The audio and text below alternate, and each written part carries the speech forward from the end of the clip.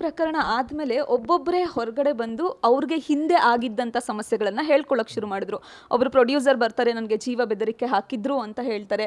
So ಹೀಗೆ ಒಬ್ಬೊಬ್ಬರೇ ಆಚೆ ಬಂದರು. ಹಾಗಾದರೆ ಇಷ್ಟು ದಿನ ದರ್ಶನ್ ಅವ್ರಿಗೆ ಎಲ್ಲರೂ ಹೆದರ್ತಿದ್ರ, ಉಮಾಪತಿ ಒಬ್ಬರೇ ಎದುರಿಸಿ ನಿಂತಿದ್ದ? ಹಾಗಾದರೆ ಅಂದರೆ ಇವಾಗ ಒಂದು ಅರ್ಥ ಮಾಡ್ಕೊಳ್ಳಿ ಮೇಡಮ್, ನಾನು ಬೇರೆಯವ್ರ ಥರ ಏನೋ ದೊಡ್ಡದಾಗಿ ಓದದೇ ಇರ್ಬೋದು. I am just a graduate.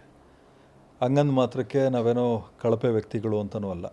ನಾವು ಮಾಡುವಂಥ ವ್ಯಾಪಾರಗಳಲ್ಲಿ ನಾವು ಎಂತೆಂಥದೋ ತೊಂದರೆಗಳು ಅನುಭವಿಸ್ಬಿಟ್ಟಿದ್ವಿ. ಎಂತೆಂಥದ್ದು ಅಂದರೆ ಇವರೆಲ್ಲ ನಮಗೆ ಬಂದಿರೋ ತೊಂದರೆಗಳು ಒಂದು ದಿವಸಕ್ಕೆ ಬಂದರೂ ಇವರೆಲ್ಲ ತಡ್ಕೊಳ್ಳೋಕ್ಕೂ ಆಗಲ್ಲ. ಅದೆಷ್ಟು ಬಾಟ್ಲುಗಳು ಕುಡಿದು ಬಿಡ್ತಾರೋ. ನಾವು ಅಂಥ ಸಮಸ್ಯೆಗಳು ಬಂದರೂ ತಗ್ಗಿ ಬಗ್ಗೆ ನಡೆದು ಆಯ್ತಣ್ಣ ತಪ್ಪಾಯ್ತಣ್ಣ. ಯಾಕೆ ಅಂದರೆ ನಾವೇನೋ ಬದುಕೋದ್ರಿಂದ ಏನೋ ವ್ಯಾಪಾರ ಮಾಡೋದ್ರಿಂದ ನಾವು ಬದುಕ್ತೀವಿ ಅಂತಲ್ಲ, ನಮ್ಮನ್ನು ನಂಬ್ಕೊಂಡಿರೋರಿಗೋಸ್ಕರ ಅಂತ ಮಾಡ್ತೀವಿ. ಇವ್ರುಗಳು ಎಷ್ಟೇ ಕೇವಲವಾಗಿ ನಮ್ಮನ್ನು ನಡೆಸ್ಕೊಂಡ್ರು ಕೂಡ ನಾವೆಲ್ಲೂ ತಾಳ್ಮೆ ಕಳ್ಕೊಳ್ಳಿಲ್ಲ. ಆಮೇಲೆ ಧೈರ್ಯ ಅಂತ ಬಂದಾಗ ನಾನೇನೋ ಯಾರೋ ಸಪೋರ್ಟಿಗೆ ನಿಲ್ತಾರೆ ನನ್ನ ಧೈರ್ಯದಿಂದ. ನಮ್ಮ ಅಪ್ಪನೂ ಹಿಂಗೆ ಇದ್ದಿದ್ದು, ನಮ್ಮ ತಾತನೂ ಹಿಂಗೆ ಇದ್ದಿದ್ದು. ನಮ್ಮ ಫ್ಯಾಮಿಲಿಗಳೆಲ್ಲ ನಿಂತರೆ ಎಂಥವ್ರು ಭಯಪಡ್ತಾರೆ. ಏನಕ್ಕೆ ಅಂದರೆ ಗೌರವಿತವಾಗಿ ಏನೋ ಮಾಡಿಬಿಡ್ತೀವಿ ಅಂತಲ್ಲ, ಒಟ್ಟಿಗೆ ನಿಂತರೆ ಒಂದು ಏನೋ ನಮಗೆ ಒಳ್ಳೇದು ಮಾಡೋವಂಥ ಶಕ್ತಿ ನಮ್ಮ ಕುಟುಂಬಕ್ಕಿದೆ. ಅದರ ಅರ್ಥ ನಾವು ಯಾವತ್ತೂ ಅಷ್ಟೇ ಯಾರಿಗೂ ನಾವು ತೊಂದರೆ ಕೊಟ್ಟು ಬದುಕುವಂಥ ಕುಟುಂಬದಲ್ಲೂ ನಾವು ಹುಟ್ಟಿಲ್ಲ. ನಮ್ಮ ತಾಯಿ ಇವತ್ತಿಗೂ ನಮ್ಗೆ ಹೇಳ್ಕೊಡೋದು ಇಷ್ಟ. ಮೊನ್ನೆ ಏನೋ ಒಂದು ಕಾರಲ್ಲಿ ಬರಬೇಕಾದ್ರೆ ಏನೋ ಒಂದು ಮಾತು ಅಂದ್ಬಿಟ್ಟೆ, ಬಿಡಪ್ಪ, ಯಾವನೋ ಒಬ್ಬ ತೊಂದರೆಯಲ್ಲಿದ್ದಾನೆ ಅಂತ ಮಾತ್ರಕ್ಕೆ ನಮ್ಮ ಕೈಯಲ್ಲಿ ಆಯಿತಾ ಒಳ್ಳೇದು ಮಾಡೋಣ, ಇಲ್ಲ ನಾವು ಯಾಕೆ ಶಾಪ ಹಾಕ್ಕೋಬೇಕು ಅವನಿಗೆ, ಬೇಡಪ್ಪ, ಯಾವ ಸಮಯ ಸಂದರ್ಭ ಹೆಂಗಿರ್ತದೇನೋ, ಅವ್ರಿಗೂ ಹೆಂಡ್ತಿ ಮಕ್ಕಳಿದ್ದಾವೆ, ಅವೆಲ್ಲ ಮಾತಾಡೋದು ತಪ್ಪು ಅಂತ ಇವತ್ತಿಗೂ ನಾವು ಹಂಗೆ ಇಟ್ಕೊಂಡಿದ್ದೀವಿ. ನಮ್ಮ ಮನೆಯಲ್ಲಿ ಯಾರೇ ಬುದ್ಧಿ ಹೇಳಿದ್ರು ನಾವು ತಿದ್ಕೋತೀವಿ. ಸೊ ಬುದ್ಧಿ ಹೇಳೋರನ್ನ ಜೊತೆಲಿ ಹಿಡ್ಕೊಳ್ದೆ ಹೋದಾಗ ಏನಾಗ್ತದೆ, ಎದುರಿಸ್ತಾರೆ, ಬೆದರಿಸ್ತಾರೆ, ಕೊಲೆನೂ ಮಾಡ್ತಾರೆ.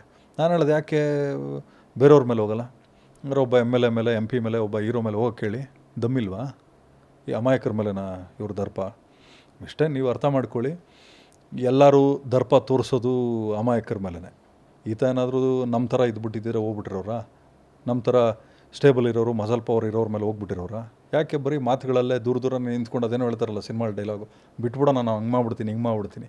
ಬರಬೇಕಾಗಿತ್ತು, ನನ್ನ ಮನೆ ಅಡ್ರೆಸ್ ಗೊತ್ತಿತ್ತಲ್ಲ, ನನ್ನ ಬಿಸ್ನೆಸ್ ಎಲ್ಲ ಗೊತ್ತಿತ್ತಲ್ಲ, ನನ್ನ ರಾಜಕೀಯದ ಎದುರಾಳಿನ ಜೊತೆಲಿ ಹಿಡ್ಕೊಂಡು ಮುರತ್ತು ಓಡಾಡ್ತಾಯಿದ್ರಲ್ಲ, ನಮ್ಮನ್ನು ಮುಗಿಸ್ಬಿಡ್ಬೇಕಾಗಿತ್ತು. ಮತ್ತು ಯಾರೋ ಬಾಂಬೆ ರವಿ ಸಾಯ್ಬೇಕಾರೆ ನನ್ನ ಹತ್ರ ಹೇಳ್ಬಿಟ್ಟು ಸತ್ತ. ನನ್ನ ಕಾಂಟ್ಯಾಕ್ಟ್ ಮಾಡ್ಬಿಟ್ಟು ನೀನೇನಾದರೂ ಮಾಡೋಂಗಿದ್ರೆ ಮಾಡು, ಪೇಮೆಂಟ್ ಕೊಡ್ತೀನಿ ಅಂತ. ನಾನು ಹೇಳಿದೆ, ನಂದು ಉಮಾಪತಿ ಅವ್ರದ್ದು ಏನೂ ಪರ್ಸ್ನಲ್ ಇಲ್ಲ, ಅದೇನಕ್ಕೆ ಅವ್ರ ಹೆಸರು ಮಧ್ಯದಲ್ಲಿ ಬಂತು ಗೊತ್ತಿಲ್ಲ ಅಂಥೇಳಿ ನನ್ನ ಹತ್ರ ಕ್ಷಮಾಪಣೆ ಕೇಳತ್ತ ಸತ್ತೋದ.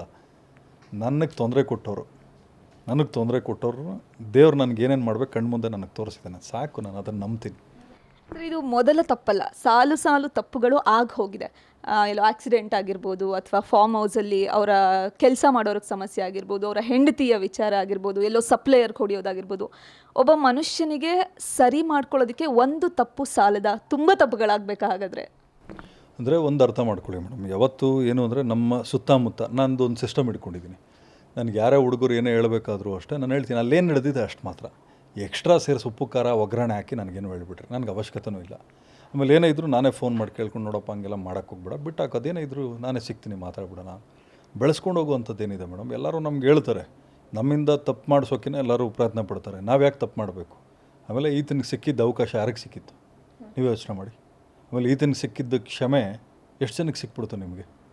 ಸೊ ಇಷ್ಟೆಲ್ಲ ಇದ್ದರೂ ಕೂಡ ಅದೇನೋ ಹೇಳ್ತಾರಲ್ಲ, ಪಾಪಿ ಚಿರಾಯು ಅಂತ, ಒಳ್ಳೊಳ್ಳೆಯವರೆಲ್ಲ ಹೋಗ್ಬಿಡ್ತಾರೆ, ಇವನ್ನೆಲ್ಲ ಇರ್ತಾರೆ ಹಂಗೆ. ಗ್ಯಾರಂಟಿ ನ್ಯೂಸ್, ಸುದ್ದಿ ಖಚಿತ, ನ್ಯಾಯ ನಿಶ್ಚಿತ.